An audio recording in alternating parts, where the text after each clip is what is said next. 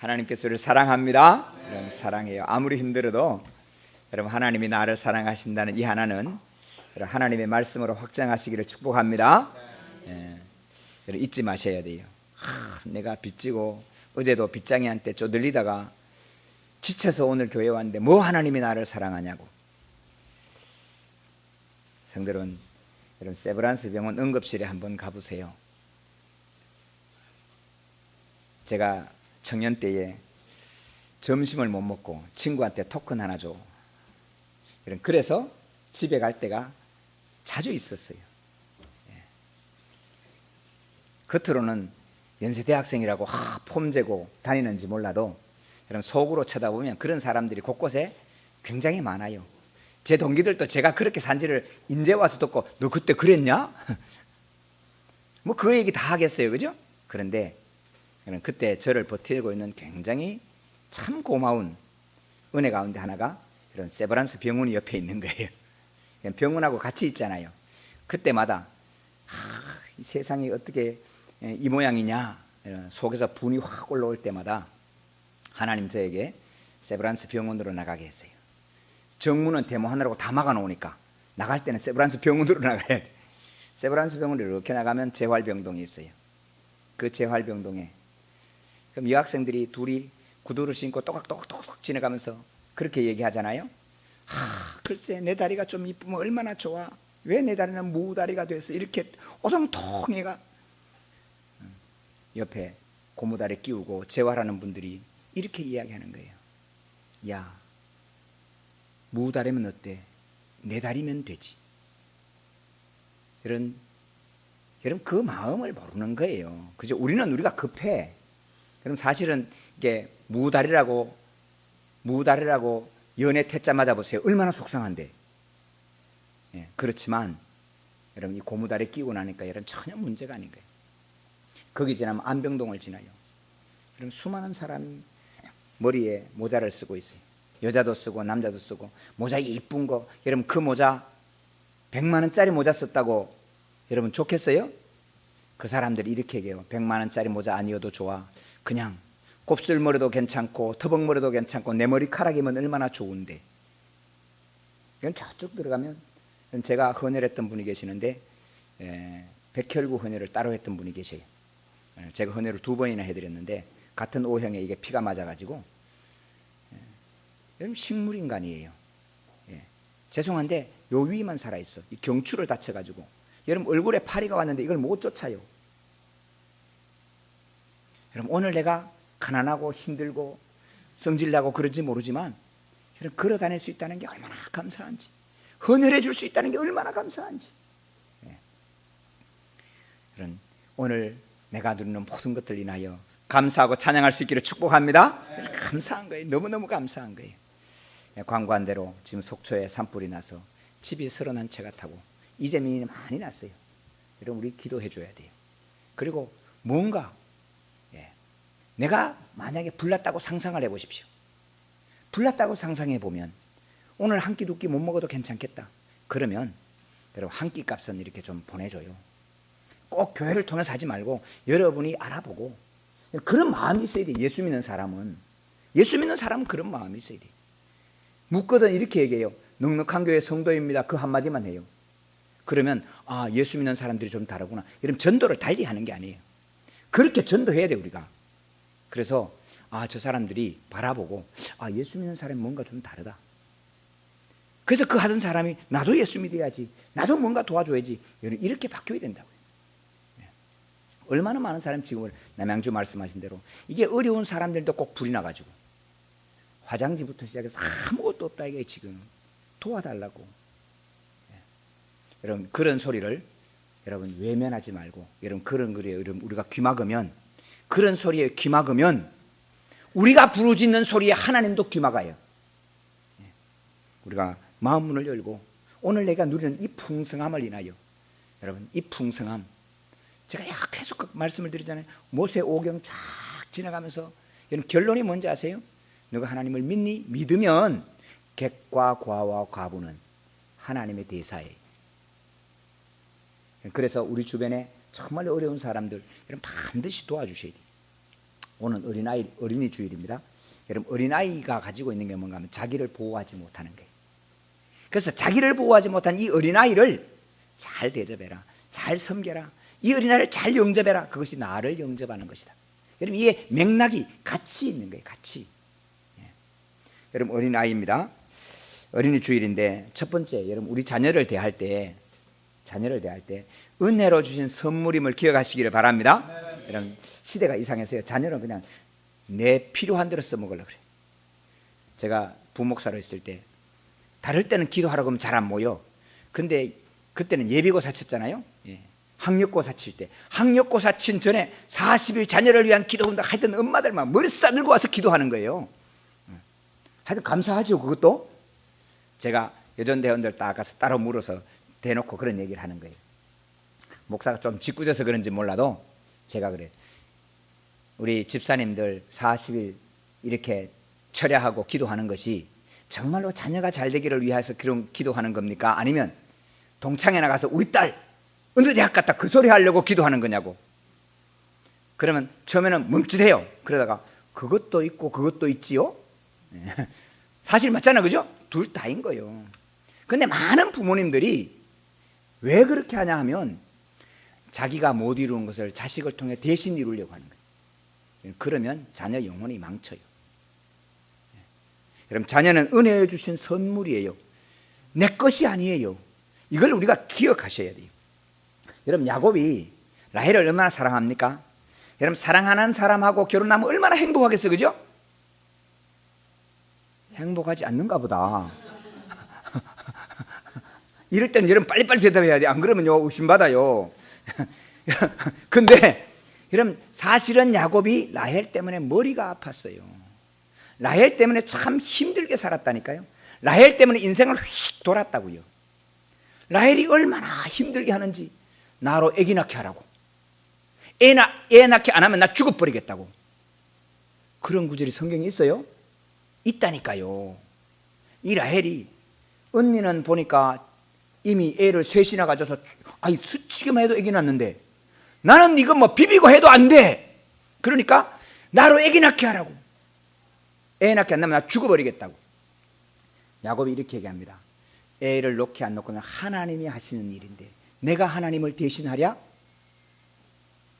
성도 여러분, 하나님이 야곱을 축복하는 이유 가운데 여러분, 하나님의 영역과 내가 영역에 차이가 나는 것을 알고 있는 거예요.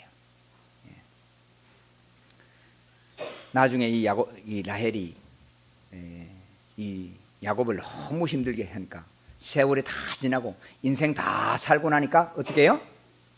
야곱이 그렇게 얘기하는 게, 나 무덤 쓸 때는 레아 옆에 갖다 묻어주라. 그렇게 하는 거예요.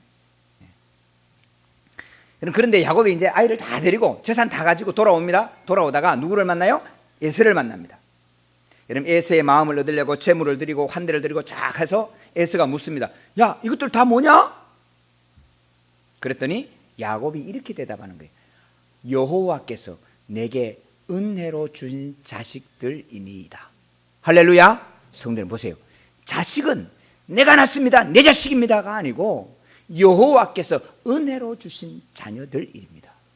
이런 굉장히 중요한 신앙 고백이. 오늘 많은 부모님들이 자녀를 내 자식으로 키우니까, 여러분, 세브란스에서 직접 있었던, 여러분 연세대학교 의과대학에 진짜 있었던 이야기. 합격했어요. 합격 딱 하고 나니까 이 아이가, 이런 얘기 자꾸 하면 별론데 그래도 들으세요.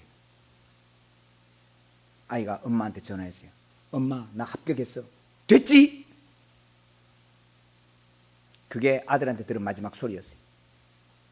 얼마나 애 할게, 너 그냥 의과대학 간다고 몰아붙여가지고 엄마 합격했어. 됐지? 이제 엄마 소원 들어줬다 이거예요. 엄마 소원 들어줬으니까 이젠 더 이상 나한테 기대하지 마. 뛰어내려 버렸어요. 성도 여러분, 오늘 많은 사람들이 자녀를 내 소유로 키우려고 그래요. 내가 원하는 대로 만들려고 그래요. 여러분, 아니에요. 은혜로 주신 선물이에요. 할렐루야. 그럼 은혜로 주신 이의 마음을 생각해요. 여러분, 자녀는 은혜의 선물입니다. 우리가 자녀를 은혜로 선물로 받는 준비가 필요해요. 하나님의 은혜의 선물을 받으려면 뭐를 해야 되냐면 준비를 해야 되는데, 그 준비가 뭐냐? 결혼이에요. 여러분 결혼이라고 하는 것을 귀하게 여기게 돼. 요즘은 결혼 안 해도 돼. 여러분 사회 분위기가 지금 그래요. 중매 설 때마다 확인하는 게 뭐냐 하면 열심히 중매 서라 그래. 이 엄마가 열심히 중매 서라 그러는데 제가 물어요. 딸 시집갈 마음은 있대요? 중매 서라고 그러니까 나는 사실은 나오고 싶지 않은데 엄마한테 밀려서 나왔거든요. 밥이나 먹읍시다. 그리고 밥 먹고 헤어지는 거야. 중매 열심히 선 사람 기운 쫙 빠지는 거예요. 여러분 결혼을 귀하게 여겨야 돼요. 결혼이 얼마나 귀한데 결혼하지 않고는 하나님 은혜의 선물을 줄 수가 없는 거예요. 여러분 오늘 또 결혼하고도 또 자녀를 낳을 생각이 별로 없어. 하나님이 은혜 준 선물을 받기를 거절하는데 여러분 어떤 축복을 받았어요? 여러분 하나님이 준 가장 귀한 은혜의 선물 축복은 자녀입니다. 근데 그 자녀를 받을 생각을 안 해. 받기 싫다는 거야. 애 낳기 싫다는 거야. 그래 놓고 하나님 어떤 축복을 달라고 기도하면 너 내 주고 싶은 거 별로라며. 그러면 받지 마. 안 주는 거예요. 이게 얼마나 귀한지를 알아야 돼요. 여러분 우리나라 지금 많은 국회의원들이 한국의 민법을 바꾸려고 합니다. 민법. 그 민법 가운데 결혼의 법을 바꾸려고 그래요. 어떻게 바꾸느냐? 결혼은 남녀가 만나서 가정을 이루는 것이다. 요 구절을 바꾸자는 거예요. 어떻게 바꾸냐? 결혼은 두 사람이 만나서 가정을 이루는 거다. 그게 그 말 아니냐 싶지요. 그게 그 말이죠. 그죠? 두 사람이 만나지 그럼 세 사람이 만나요? 뭐 1대2로 결혼해요? 안 하잖아요. 그럼 두 사람이란 말이 왜 다르냐? 남자끼리 둘이도 둘이다 이거예요. 여자끼리 둘도 둘이다 이거예요. 여러분 동성애가 왜 죄악이에요?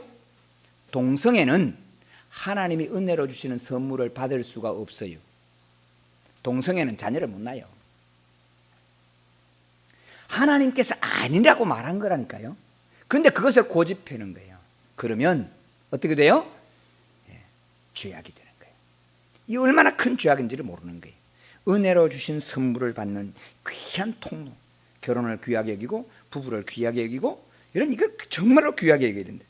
또 하나 여러분 오늘 본문 사무엘서를 읽었어요. 여러분 시대가 바뀌는데 한 시대 새로운 역사를 시작하는 사람이 누구냐면 사무엘입니다. 여러분 성경을 읽으면 사무엘은요 모든 왕을 따라 올라가면 그 어디에 닿았냐면 사무엘에 닿아 있어요. 사무엘이 초대 왕과 같은 역할을 해요. 모든 왕정을 사무엘이 다 해요. 제사장 운동을 다 연구해 올라가면 어디 갔냐? 사무엘에 가 있어요. 여러분 옛날에 교회는요 문 앞에 교회 모양이 다 이렇게 아치로 되어 있어요. 이렇게 올라가다 끝에 이렇게 해서 한 가지로 모여. 이걸 머릿돌이라고 이렇게 머리 위에 주춧돌 하나 들어가요. 여러분 그게 뭔가 하면 이성과 신앙이 만나서 하나님을 알게 된다. 그래서 기둥을 이렇게 쌓아서 딱 끼우는 거예요. 이 건물에도 그런 신학이 들어가는 거예요. 여러분 사무엘은 선지 운동과 왕권의 운동이 다 올라가면 어디 사무엘로 모여진다는 거예요. 여러분 이 귀한 사무엘이 어린아이 때 쓰임을 받는 거예요. 성도는 우리는 아이들 시끄러워 임마 조용해. 아니요. 이 아이에게 하나님이 역사하는 거예요. 여러분 한국 교회가 지금 아동부가 없는 교회가 얼마나 많은지 몰라요. 아동부들은 그냥 에이 아니에요. 여러분. 하나님이 아동부 통해 역사하는 거예요. 제자들이 예수님께 아이들 데리고 오니까 야 비켜. 옛날 우리 시장에서 막 배추 장수 아줌마 배추 와서 깔고 앉아. 연탄 장수 아줌마 연탄 깔고 앉아. 와 그렇고 끝에 뭐라 그래요? 애들은 가라. 옛날에 그랬다고요. 제가 좀 리얼하게 하면 웃을까 봐. 근데 우리 주님은 아니래요. 그러지 말아라. 애들 오는 것을 내게 금하지 마라. 오히려 안고 하는 말이 이 아이를 영접하는 것이 나를 영접하는 거다. 여러분 다른 성경 보면 이렇게 되어 있어요. 이 아이들과 같이 하늘나라를 받들지 않으면 결코 하늘나라에 들어가지 못하리라 라고 말씀하시는 거예요. 사랑하는 성도 여러분, 하나님의 새 역사를 아이와 함께 시작하는 우리 하나님의 역사를 볼 수 있기를 축복합니다. 아이와 함께 시작하는 거예요. 사사시대 나라가 혼란했어요. 다 제 맘대로 가는 그 사사시대를 정리하고 왕권의 시대를 열어가는 첫 번째 사람이 누구냐? 사무엘 어린아이. 오늘 엘리가 눈이 어두웠다. 무슨 눈이 어두워요? 하나님이 역사하신 눈이 어두워 보지를 못하는 거예요. 무엇을 보면 알 수 있는지 아세요? 엘리가 제사장이고 뭐고 다 한데도 여러분 2번 얘기하면 알아들어야 돼요. 요셉이 꿈 2번 꾸고 이거는 하나님의 꿈이다. 바로가 꿈 2번, 하나님 바로에게 꿈을 2번 주신 것은 반드시 지금부터 이 일 행하신다는 뜻입니다 라고 얘기하는 거예요. 근데 이 엘리는 제사장이면서도 사무엘이 2번째 가서 부르셨어요? 그런데도 못 알아들어. 왜? 눈이 어두웠어요. 그럼 2번쯤 얘기하면 알아들으셔야 돼요. 못 알아듣는 거예요. 3번째 가서야 하나님이 너 부르신다. 하나님이 만약에 한 번 더 부르시거든, 주여 말씀하옵소서 종이 듣겠나이다 라고 말해라. 사랑하는 성도 여러분, 어른의 우리는 귀가 막혔는데 아이들은 하나님의 음성을 듣고 있단 말이에요. 오늘 어린이 주일입니다.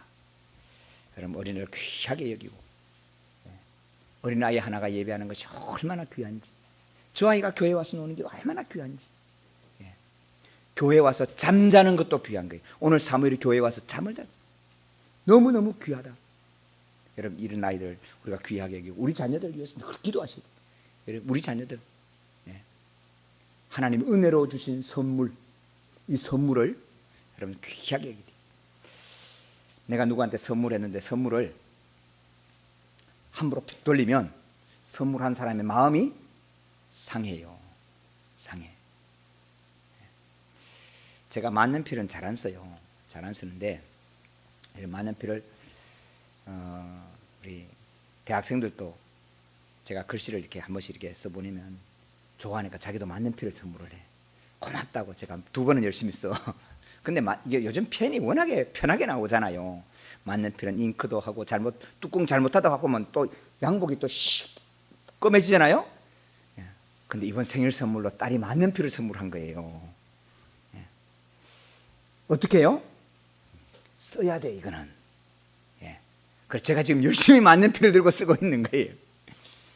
선물한 사람의 마음이 있는 거예요.